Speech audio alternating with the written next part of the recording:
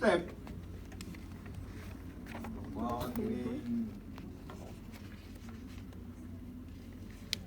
drawing.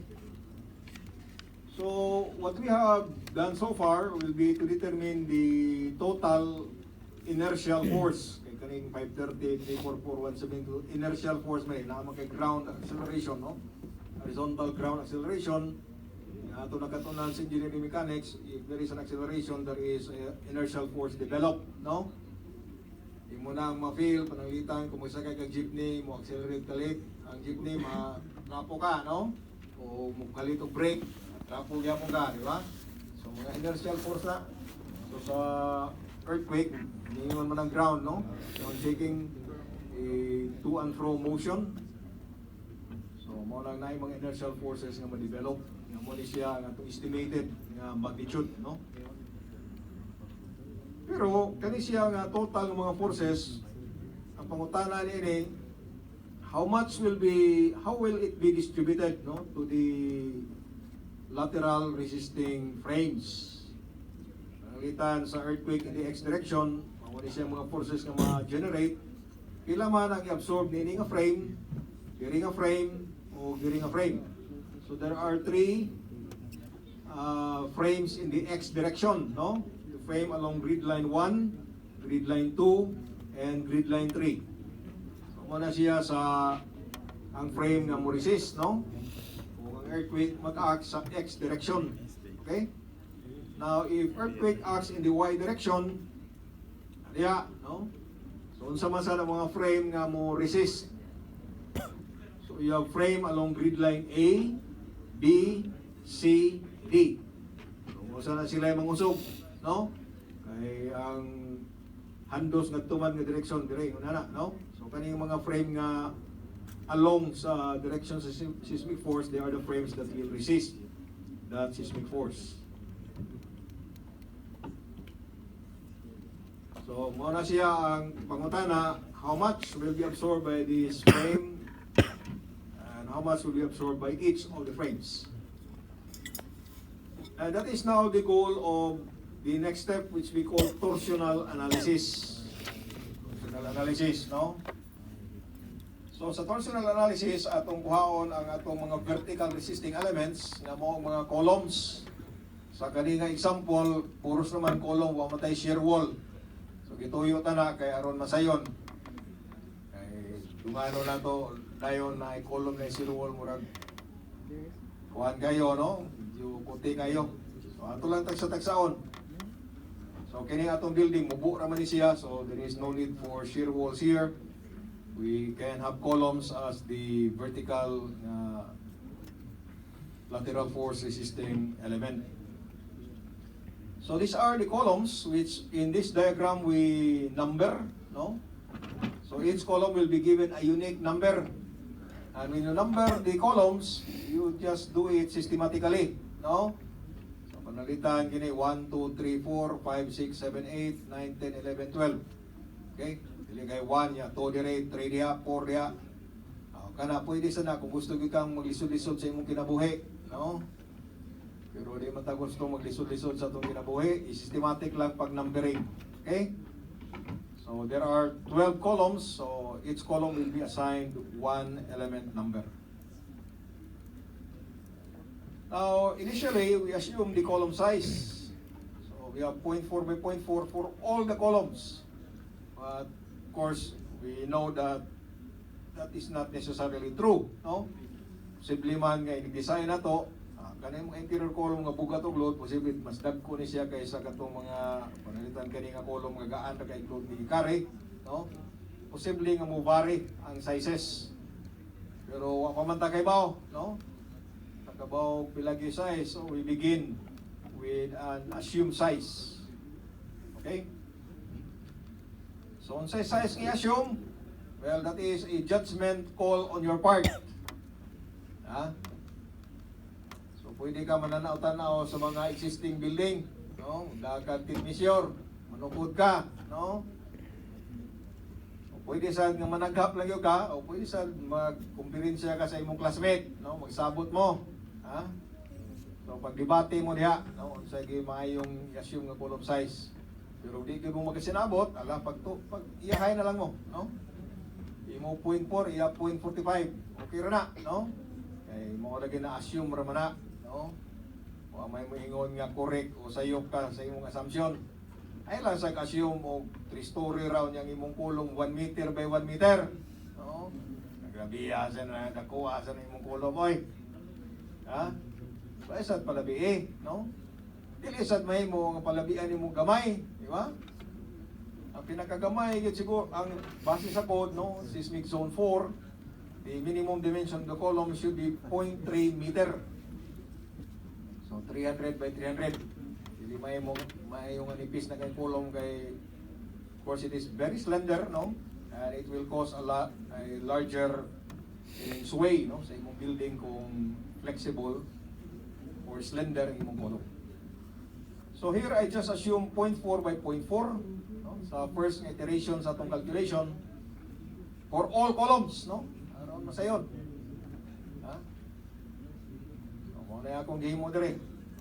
Yang nga moingon niya mo nga sir nganong gihurot man niyo 0.4 by 0.4 nganong di man kaning number 6 0.5 by 0.5 nga bukat man eh. Kaya ako tubag ayo pagbuhat no. Kung di ka kauyon ini pagbuhat og imo. Ha? Okay? So pwede mong musunod din assume mo parihat na o pwede sad mo palahi mo kani basig 0.5 by 0.5 na siguro niya guys. Naagonis to nga bukat ko ni load kay gida. Sige pa dayon, no? Okay? I will not argue with you on that matter. Okay? So here we compute what we call the element properties. Sa mga element property, we have the cross-sectional area, the centroid or centroidal distance from the element reference point. So usually the element reference point, we refer it from the lowermost left corner of the element. So panalita mo ni atong kolong, kani diri nga corner mo ni siya nga atong element reference point. It is from that point that we locate the centroid of the square nga column. So point 2 o point 2, no? Then we also calculate the moment of inertia with respect to x and y axis. Centroidal, no? X of y axis.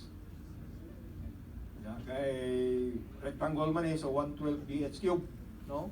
Kay square, so equal, no? Ang ix of iy. Then we create what we call the table on element properties. So in this table, we tabulate the element number, the sizes of the element, yung width and yung height, no?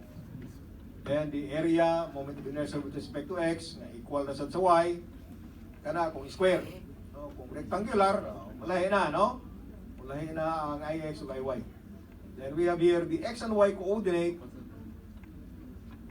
of the centroid of those elements referred from the building reference point. So kaning BRP na to, building reference point, usually located at the lowermost left corner of the building, no? But that is not necessary, no? Ngayon ginana pwede ang imong building reference point na dire sa igo dire sa 6, pwede dire sa 4. Pero ang advantage nini kay mo ning imong positive x. So you have there your positive x direction, then your positive y direction. So if you place your building reference point at the lowermost left element, then it makes all the coordinates positive. Diba? Naatanan sa first quadrant, no? So ato ning yaon kadiyot, yung atong table. Ato ning papilit diri para di na ta masigi atras sa bante. Basa pa, no? Basa pa. So, element 1. Sa manang iyang x-coordinate sa element 1. Naman tayo na grade school, no? Graphing, no? Inumdum ko sa grade school sa math na to, natay graphing paper. Yan, mag-plot points, no? X and y coordinate. Di ba? Di na lang nato na i-discuss na x and y coordinate. Kaya mauwaw ta na ini, no? na makalili, sa mo to sila nga gitudluan man saon pag determine og x ug y coordinate. Mawaw ta, no? Na makalili diya ba, no? Fourth year civil engineering, o fifth year na mo? Fourth year. Fourth year civil engineering, discuss mo man og coordinate, no? So ato na nang lagtawan, kabaw na mo ni ana, no? Sa una pag-compute. So karon nga rita sa gitawag o ining table on element rigidities x-axis. So naata ni ini nga formula, no? Now at this point, it is, of course, it is important to know how the formula is obtained, no? But for now, it is more useful, no, to know how to apply the formula, di ba? So ila sa mo pangutana ng ano man ang formula ni ingon man na ana, no? Diin man na nagikuha sa mga libro ha. So ila sa mo pangutana nako kay utos ako wa maybaw, no? So ato na yung dawaton, we accept this on the authority, no? Authority of people who are more learned, no, than us. Okay? So mo ring gi-recommend nila ka formula. Ug yun sila derive. Sige na lang, ilan lang na problema. Basta nga tuwag pasalamat ano, kita gaan tinag formula nga ato magamit. Now, but sometimes, no, although we don't know how the formula is derived, but at least we know the logic, no? The logic sa formula. Okay? Now, kini siya primero nga term sa formula. Diya, no, nga nasa denominator. This is the flexural, that is a value that takes into account, no, the flexural stiffness of the column. Okay? So kung na makita ni mong height niya, kung ang iyang inertia, no? The flexural stiffness, no? Kani ikaduhang number nga gi-adere kani is the shear stiffness. Kaya unsa may tabo nini, yung magunay nini ang idea, no? Kani ini mga lateral force kung sa may type sa deformation nga ma-undergo sa atong column. Now the column will undergo at least, no, two kinds of deformation. Doon na pag-isiguro ikatulo pero usually that is negligible already. Ang pinaka-primary gyud nga type sa deformation ini kining duha, no? You have the bending deformation of the column and the shear deformation. So between shear deformation and bending deformation, sagaran sa mga column type nga mga element, the flexural or bending deformation is larger, no? Mas dako siya ang epekto kaysa shear deformation. Okay?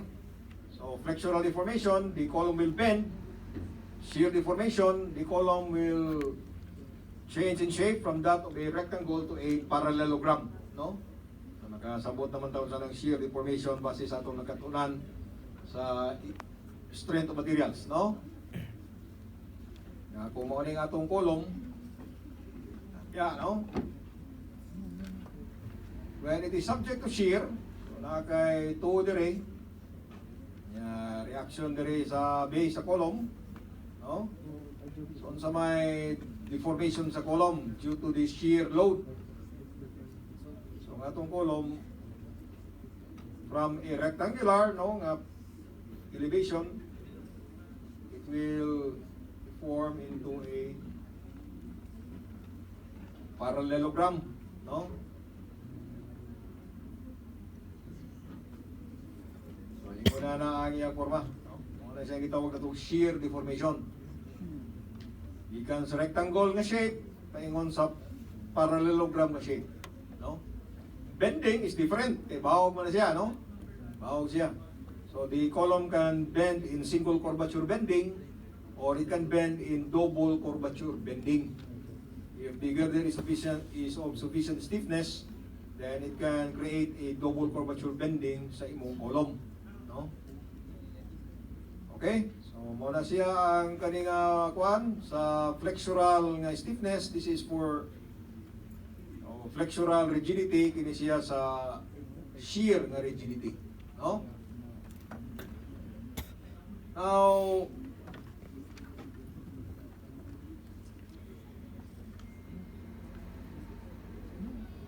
kani siya kung karon lang siguro taon-taon, no? So, padayon sa tanin, okay? So, naani nga formula. So, naatay h, that is the story height. Then, ix, that is the moment of inertia with respect to x. H, kaning a, that is the area, no? So, kaning f, naman kay f dire sa formula, no? That is the column fixity, which is 4.0 for columns and 1.0 for shear walls. Okay? So, muna siya ang mga value. So, nganong 4, nganong dili 5, dili 3. Ay, lang sa mo pangutanan ako, no? Kaya lain sa ning butang, wala sa ko ka research o nganong yun, no? But these are the values recommended by mga textbook, no? Discuss nila ng mga topic. Or kung column 4, kung 0-1, no questions asked. Okay? Kung yan na ka mangutana o mag-PhD na ka, no? Pero undergraduate pa ta, ay lang sa sunod lang sa ta, no? Katuuhan dili, apantuon na lang aron dali. Ha? Kaya lang kayo pagdagag langas diya, no? Sir nganong na 4 mo na, sir nganong na 1 mo na. No, ay na lang pangutana. Ato na yung gawaton nga ining binuon eh. Okay. So, in this table, ato lang i-tabulate, no? Ang mga ang atong calculation. So, you have here the tabulation for the element number, the fixity, then we tabulate each of this term, no? H cubed over 3 fix, then 2.64 h over a. Man ato ni siyang i-add, then we take the reciprocal, no? To get your ry over e, di ba? Kaya i-add mo na yung 1 over 1, so reciprocal. So we get these answers. Of course, we expect them to be the same, no? Kaya pareha puros man 0.4 by 0.4, no? Ang atong 1. Then summation, of course, you add these values, no? Then ry over summation, meaning ry, you have this value, no? So, kani siya, i-divide ni mo ni ini, no? This one is a fixed number, fixed divisor. And you will get this answer. Okay?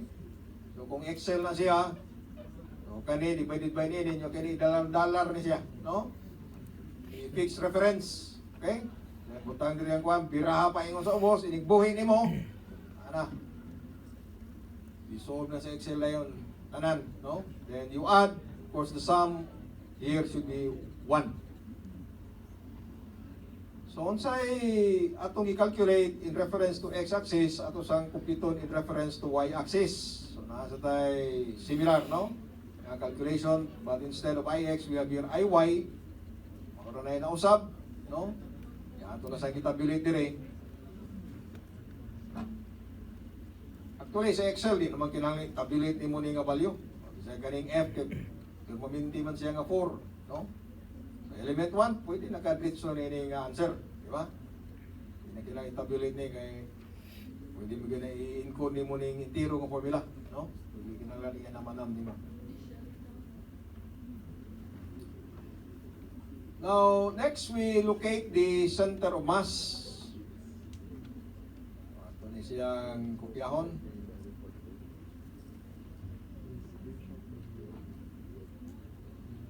Center of mass, no? So asa man ang center of mass sa atong building o sa kaning typical nga floor, asa man ang iyang center of mass? Kaagi naman ta sa engineering mechanics, no? Yung concept sa center of mass, center of gravity, or centroid, di ba? Pero katong centroid, we use the term centroid when we consider lines, areas, and volumes which do not have actual weight. And we use the term center of gravity or center of mass for real objects, no, which have mass and weight. Okay? Now, from mechanics, we know that the formula for locating the centroid or center of mass, you have the total mass multiplied by x bar is equal to summation of the individual masses multiplied by the x coordinate of the centroid, no? So, to solve the y coordinate, you have my bar is equal to summation my, di ba? O center of weight or center of gravity, wx bar equals summation wx. Then you have wy bar is equal to summation wy. Okay? So, muna siya ang sakto gid nga paagi sa paglocate sa center of mass. Now, in this calculation, kung i-present, we try to do here a simplification, no, which will, of course, involve an error. We will just assume the building to be uniformly loaded. So, meaning that the mass of the building is uniformly distributed over the entire floor, no? So if that is the case, then the center of mass will be located at the geometric center of the building, no? May rectangular man ang iyang plan, ana dihang iyang center of mass, no? Sa rectangular nga floor, di ba? Sa ato pang imong XM, the x coordinate, the center of mass from the building reference point will be half of this dimension. Y coordinate will be equal to 7, no? Okay? Kana siya, yes, yung nato nga uniformly loaded. Now, pananglit kung bugat yun dere, ita dere dagko kay kagirder baga pa kay kag slab kay naa diyang bugat nga mga loading, then of course the center of mass will be pulled towards the area of the building where you have heavier mga elements, no? Okay? So, magbantay tayo niya, basil kanila yung sundon kanunay. So, kanina, okay lang ni siya kung ang building is uniformly loaded. It is assuming that the mass is more or less uniformly distributed, no? So, next quantity that we will compute is the center of rigidity. Now, the center of mass is the, di ba, panalit diri sa kuan, mutanaw ta sa second floor.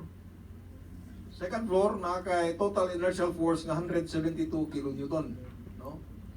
Og imo na i-combine tanan, mugawas ka tong base shear, pila tong base shear, 1046 kilonewton, no? 1046 kilonewton. If the earthquake acts in the x direction, ito. So kanang force, if we view from the top, no, that will be acting at the center of mass, di ba? So ang inertial force, the same as yung weight, no, will always act at the center of mass. Okay? Pare sa weight, no, sa manang yung imong weight mag-act, resultant na weight will act at the centroid, no? O sa ang inertial force, they will act at the center of mass. So, mo na siya. Now, the center of rigidity is the point about which the building will tend to twist, no? So, ang building na siya lateral nga displacement, no? During earthquake, nasa siya ay kining torsional, no, nga displacement.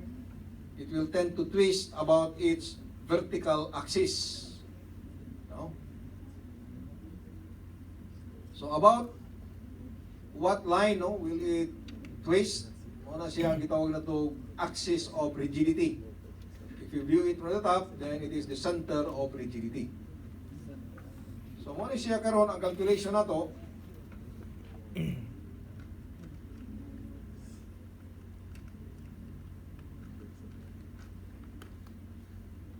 Sa center of rigidity. So you notice that this equation is similar, no, to the equation for finding centroids. You have XR summation RY is equal to summation X times RY.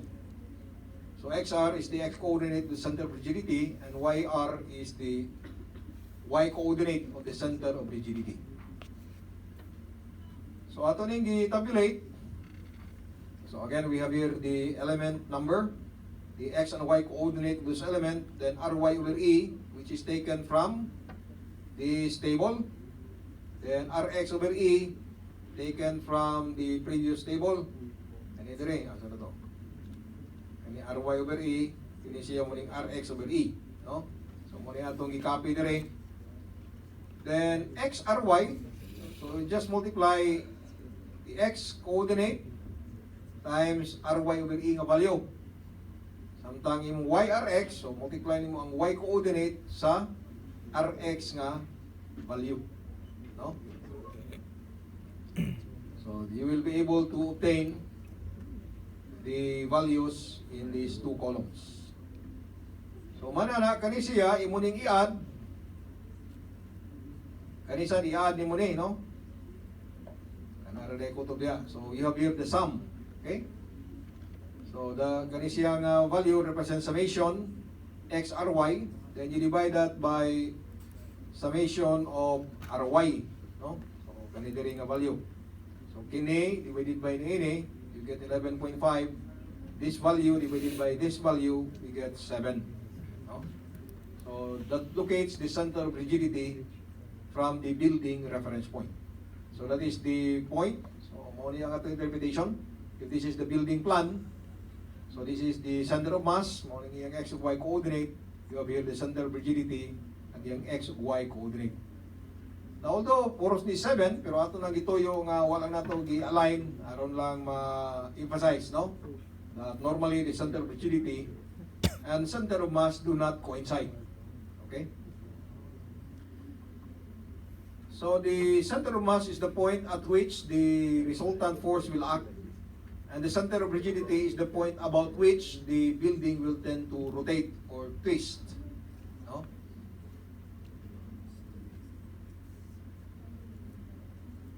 So pila may torsion nga may Diyos.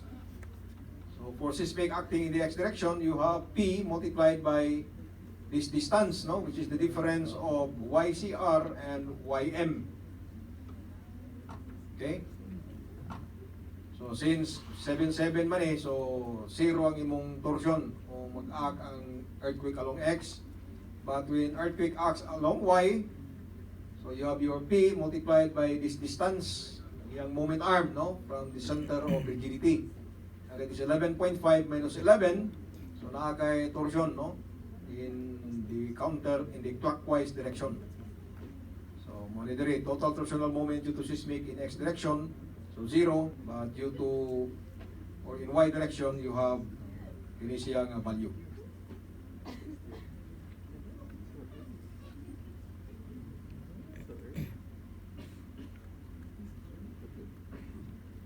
So in our calculation, igawas nga ang atong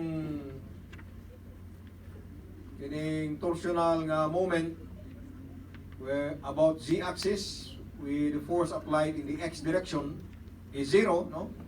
May eccentricity diha nga kuan. Pero ang code may require, no?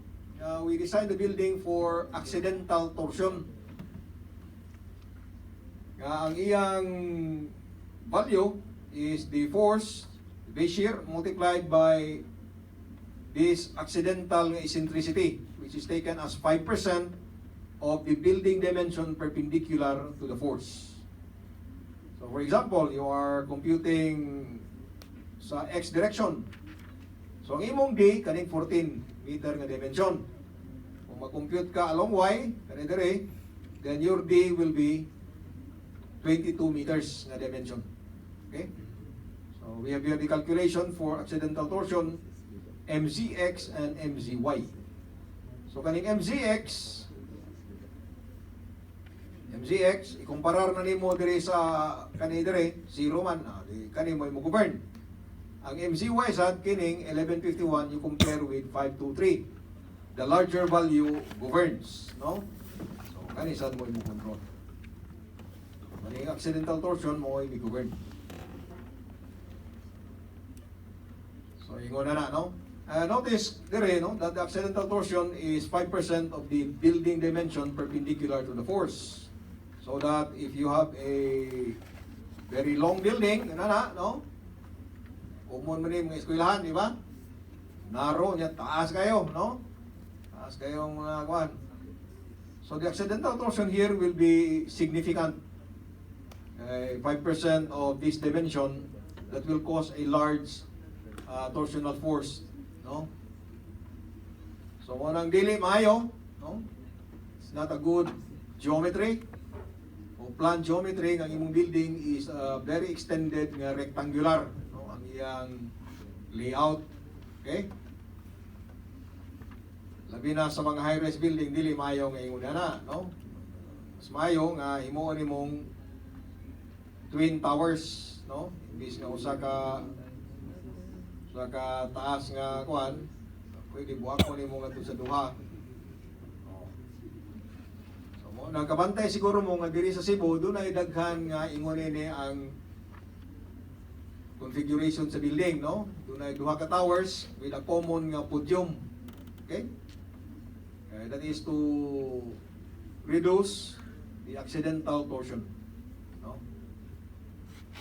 Kaya kanang building rectangular taas kayo, pagka-rectangle, it is susceptible to damage during earthquake. In addition sa possibilities sa differential settlement, no? Kung taas na kayo.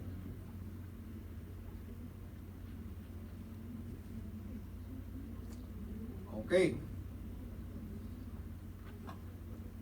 So, human ini ma-compute, then the next quantity that we will calculate is the equivalent polar moment of inertia.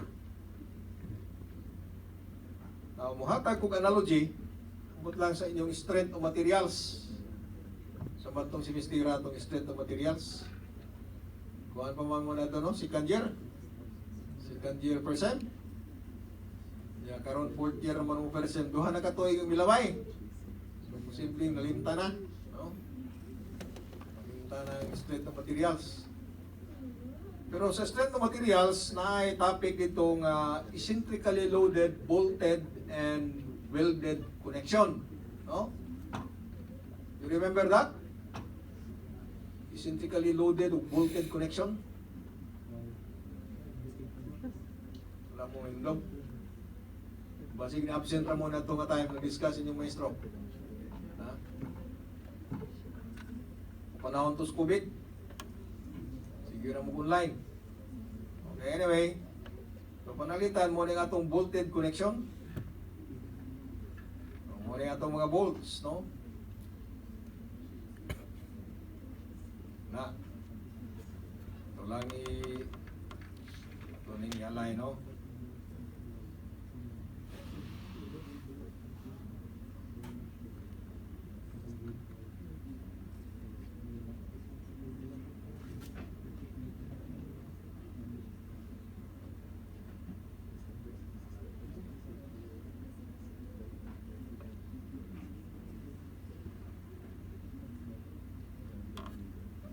Okay, suppose that is our bolts that connect this plate to probably this column, no? Kaya horizontal plate na vertical plate, then you want to connect them together using these bolts, no? Yeah. Yan kay load nga apply dire, which is eccentric, no? By inspection, kani kay symmetrical man ang arrangement, ang center of rigidity ini nga mga bolts, of course sa ilang geometric na center. Yeah, no? Kay symmetrical man, so we can easily determine the center of rigidity by inspection. Pero dili siya symmetrical, then we have to locate it, no? By using centroids of areas. Okay? So natay force kag i-apply dire which is acting at an eccentricity, no? Kani nga distance, so kani iyang moment arm. Na kay P, na kay E. So kani siya will induce torsion dire. Unya direct load. So pwede kani siyang eccentric force imong i-resolve to same component along the center of rigidity, but you have to introduce a couple, di ba? Resolution of a force into a force and a couple. Ito nakatanan sa engineering mechanics, di ba? So kani siya nga force na imo nang na-resolve adto sa iyang equivalent nga system acting at the center of rigidity. So kini incline man then you can again replace that or resolve it into its horizontal and vertical component, no? Color kining horizontal o vertical component. So we'll use the sa may line color blue siguro.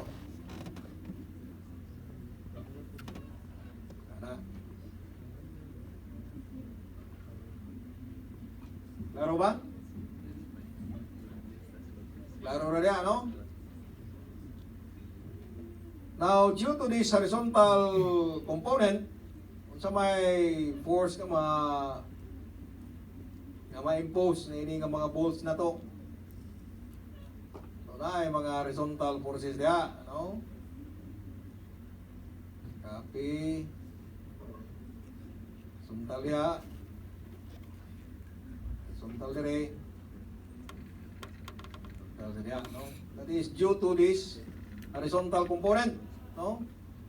Ay siyang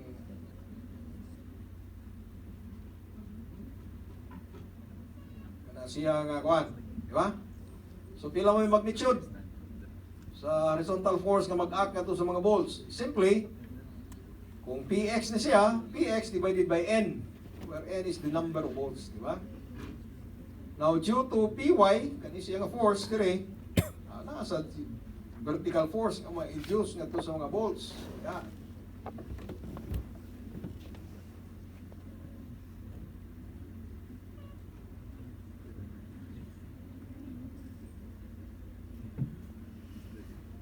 Siya, no? Now, due to torsion, sama sa forces nga ma-induce. So, ang torsion is, in this diagram, it is clockwise, no? So, doon ay force nga ma-induce diya nga direction. Diri nga bolt, dito nga direction. Sa kani nga bolt, clockwise, no? In the direction of the torque. So, kani nga result. Diba? So doon na kay direct nga load, direct shear load, nasa kay torsional nga load. No? Direct due to this horizontal and vertical component of the total force. Those are direct shear load. And you have the torsional load due to the torsional moment. No? Nag-act dire. Kunya, nahimdom tayo na itong kaning mga voltage connection atong i-compute ang gitawag na itong equivalent polar moment of inertia. Di ba? Okay, sa man ito ninumdum din sa ito yung formula sa equivalent polar moment of inertia. O, itong summation x square plus y square. No? Murag mingaw man kayo mo diha. Okay pa mo diha? Ha? Hapit naman sa tamahuman, alam mo kabala ka. Siguro mo guna-una nag-recess.